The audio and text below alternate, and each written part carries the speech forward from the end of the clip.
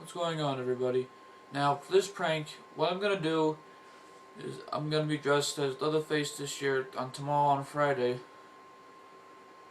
Now, you see right behind me is the chainsaw. What it normally doesn't do is that I'm gonna use this chainsaw for the prank, and here's what it normally does. And here's how it works.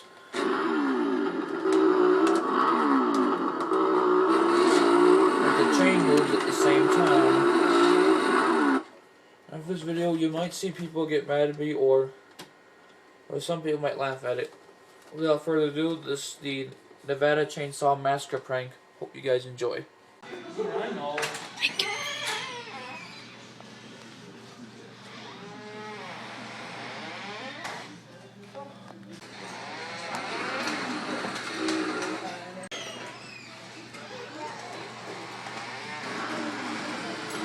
You didn't even scare her.